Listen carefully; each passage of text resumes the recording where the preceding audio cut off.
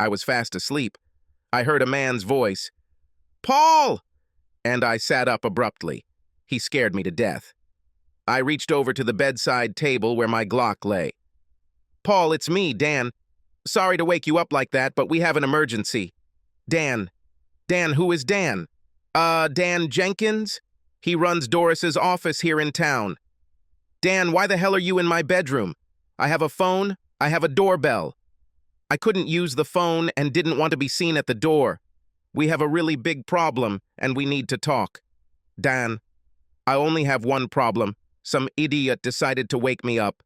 I looked at the alarm clock at 2:45 in the fucking morning.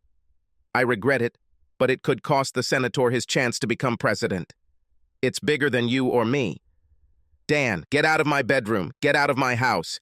If you don't, I'll do one of the following. I'll shoot you and call 911, or I'll call 911 and tell you you're here to cover up some political blunder, or I'll just physically kick your ass. And let me explain why you were found beaten and bloody on my front lawn." He took a couple of steps back, which was a tactical mistake, allowing me to draw my gun. I pointed it at him. Hey, wait a minute, don't shoot." "Dan, last chance. Turn around and run to the door. I probably won't shoot. You have 60 seconds to get out. If you don't, I'll kill you and tell 911 that I shot an intruder. Since you will be dead, you will have no arguments." But this, 55, 54, 53. For some reason, Dan decided that my wife's potential political career was worth less than his life and made a hasty retreat. I wondered how long it would take him to call her team and how long it would take her team to call me. I was coming to my senses. You know the difference between being awake but drooling and being able to string two thoughts together. A damn inconvenient time to start the day. But I got up, went to the toilet, then showered, just quickly rinsed off. I was drying myself, and then my phone rang. "Yes," I said without emotion. "Paul, this is John Schmidt, Senator." "John, I'll interrupt because I don't want to talk to you or your assistant or the Deputy Secretary of the Interior or the President or anyone else.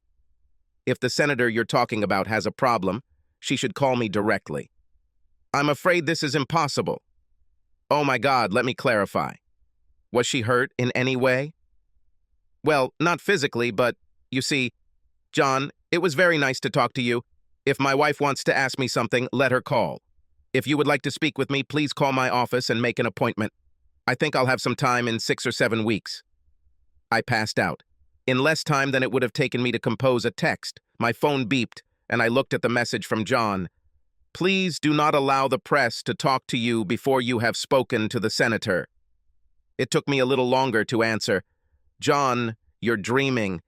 If my wife wants to talk to me before the press gets to me, then time is ticking. I'm not going to hide like some thief." Being the husband of a successful politician is an interesting role in life. I must say that my wife is an outstanding politician. She can speak in front of any audience and win them over to her side. Our state is truly purple when it goes one way in some elections and the other way in others. Doris Russell, my wife, was liked by the majority of voters not only in our state, but also nationally. There was serious talk that she could become a presidential candidate in this or the next election. I am the owner of a successful investment company. Right now, we are having great success raising money from various sources to fund startups.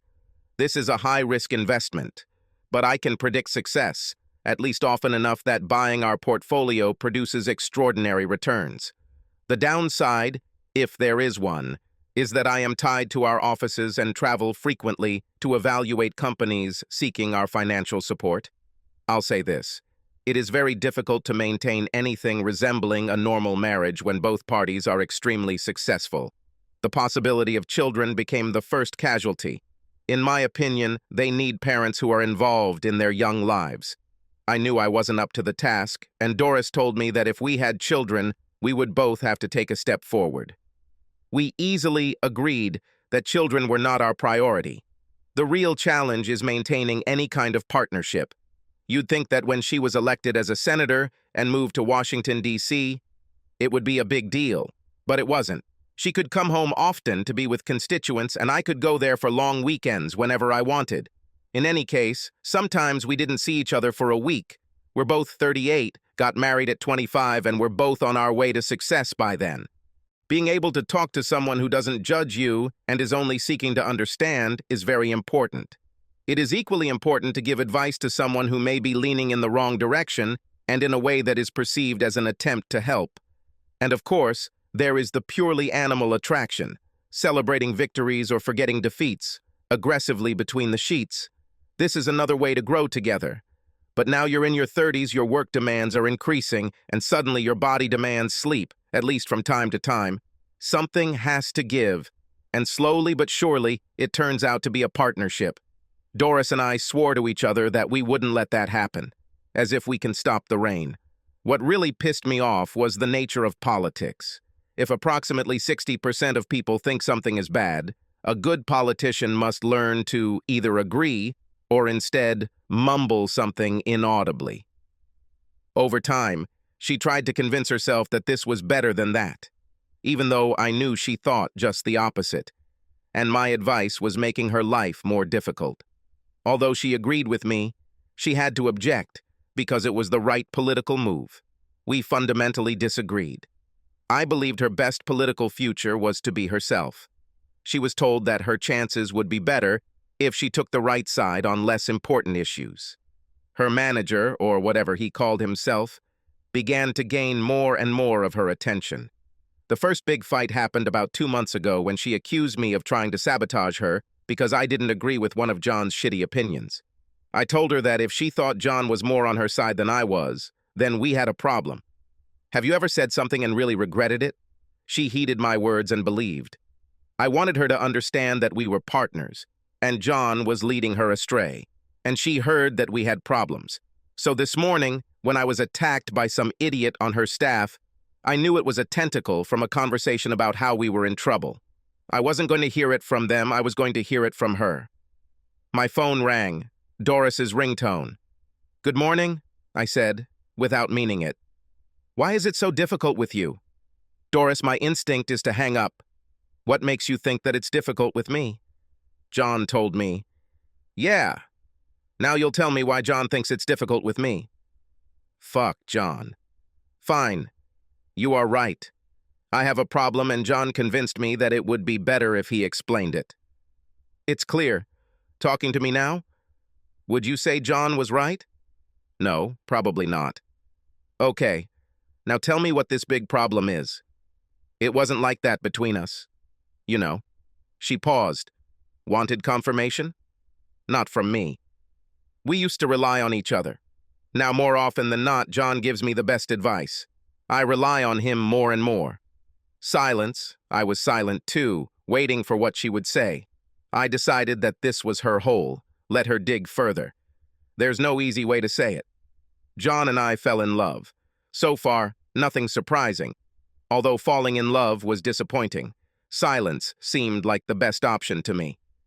We were caught this evening, in Bethesda. We decided it was far enough away and were having dinner in a public place when some reporter caught us kissing. He somehow took a photo of us undressing each other as we entered my room. He let us know what he had. The story will be revealed in the morning. We must get ahead of him. You do not care? Don't you want to say anything? You speak in declarative sentences. I understood what you said. You didn't ask me anything. Are we really that far apart from each other? Once upon a time, you loved me. I still love you. I am not the one who reports that I have fallen in love with someone else. All I can say is that I'm sorry. I'm even more sorry that I have to ask for your help to get through this crisis. My help? Are you kidding? No, I take it back. This is the new you. The legend is more important than the facts. By the way, what kind of legend is this? John thinks we can turn this to my advantage. There is such a double standard. Men can have affairs, women cannot. You and I can stand in front of the press and say, "This happens, I'm sorry, and you forgive."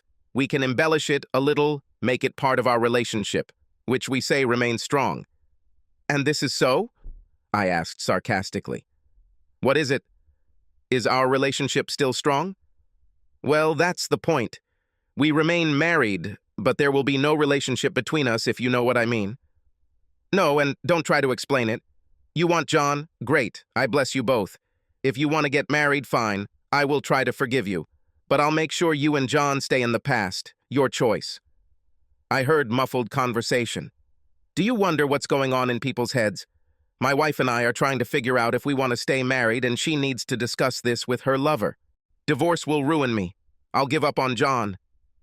Fire him. Today, I said in my best uncontested voice. Even more muted conversation. No. Then I'll apply in the morning. Another muffled conversation. Fine. This is all? No, this is a condition for us to start. We're going to work with a psychologist and see if we can save our marriage. You are the one who lives in a world of political fantasy. If we want to be married, we will keep this in mind. If you can't do it, then accept the consequences. Her tone changed. I've always loved you. You are right. Living a lie will never work. I'm so sorry. Can you ever forgive me? Doris, I'll be honest with you. As always, I have my doubts. It's intoxicating, you know? Here together your name and the position of President of the United States. Muffled conversation again. Sorry, I asked John to leave. His strategies carried my name so far. I lost my head. I'm sorry. How long ago? Since we quarreled. I decided that being president was more important than being married. Obviously, one cannot be done without the other. This is a ringing confirmation. This is the best I can do now. Give me a chance. I convinced myself that everything was over between us, but it was wrong, and I knew it. John convinced me that I couldn't have the presidency and you, and he convinced me that I should actually let you go. As I said, these are his strategies. This is the delirium of a madman. As I told you from the very beginning, we talked a little. We agreed that she would fire John publicly. In the morning, well, morning for everyone else, it was still a little less than 4 o'clock in the morning. She will say that they made a mistake and her marriage is too important to her. She also said that she and I would be speaking to the press within the next week. All the morning news ended with Doris and John groping each other outside her hotel room. This was great political news.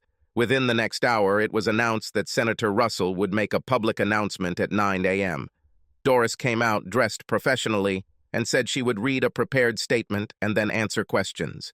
Last night I made a big mistake, which I now regret. My campaign manager and I became too close, and we let it slip out of our control. My political career is important. My marriage is more important. This morning I fired the head of my company. I also spoke with my husband, offered him my deepest apologies, and we agreed to do everything we could to restore our wonderful marriage. We will speak to you in the coming days. I will answer your questions. How long did this affair last? It was not a novel. This was a one-time mistake. Why fire John Schmidt? Even though the mistake was mine, John and I crossed the line. That happens. I'm not proud of it, but I'm not alone either. When you make a mistake, you need to prove that you won't make the same mistake. This meant that John and I had to separate. So, don't you trust yourself? Yes, I trust myself. At this point, my husband has legitimate reasons to doubt me. One way to prove to him that it was a mistake is to fire John, Mr. Schmidt. He is an extraordinary talent. He will get on his feet. The questions continued. She handled them well. They became less and less sharp. It was clear that she was winning over the audience. It was Wednesday morning. I needed to work. We needed to work. We have decided that our public announcement will be made on Monday morning. I pushed for Friday, but it's a bad day for the news cycle. You looked good at the morning interview. With a good follow-up interview, I think you'll be fine. I hope so. I worked so hard, she replied. Find us a consultant in Washington. I will be there as often as necessary. Fine. I will also work on our application. The applications seemed more important to her than the consultant. Perhaps this is natural, since she is probably competing for the main prize in the world. Can I make my own? My question was more of a test than a sincere desire. I'd prefer it polished, if you don't mind. Will you do it yourself? By using. You know, I'm surrounded by word merchants. When will you appear in the city? I have a busy week. I don't think I can get there before Monday morning. Why don't you schedule a press conference for noon? This will give me time to prepare. My independent work went as I expected. Monday came quickly. I flew to Washington on our company plane and arrived at 7 Salam. Doris's staff were already there to meet me. We quickly arrived at her apartment. We kissed at the door. "Oh, I love you so much," she said. "I love you even more," I returned. "Here's your script. Let me know what you think." I read it. I had to admit that it sounded real, sincere enough, emotional enough, and with real hope that we could live our lives as the loving couple we had always been. My remarks should have followed hers. Good afternoon. Today I brought my husband of 13 years to report on our progress since last week. I'm glad to say we have a strong marriage that can overcome my indiscretions. We will be seeing a counselor twice a week for a while until we figure out everything we need to do to repair our relationship. She talked about it for a long time. She explained her mistake and how she repented. It was very impressive. After almost 10 minutes, she asked me to say a few words. Unfortunately, for our presentation today, I did a little homework myself. I regularly use private investigators to make sure startups are what they say they are. I organized discreet surveillance of the senator and her lover. She could fire him, but he remained her lover. He snuck into her apartment after midnight on Thursday, or rather, on Friday morning. He never left, and I wondered where he was hiding while we were working on the presentation. I always didn't like political theater. When I said this, her eyes became big.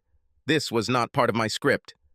My wife and I made several agreements to save our marriage. Unfortunately, she didn't follow through on any of them, and today I'm here to announce that I've filed for divorce, and she'll get it after this, what should I call it? Representation. I will be happy to answer any questions. There was a stunned silence. To her credit, she's unperturbed. I cannot believe this. Political dirty trick. My husband never intended to take me back and put me through this mess. I smiled and left. Several reporters asked me questions, which I answered honestly. Who knows how much honesty will hold up against political truth? Subscribe to our channel so that your second chaff doesn't cheat on you, and go ahead and listen to the next story, because this story is nothing compared to the next one. If you're under 18, don't even think about listening to the next one.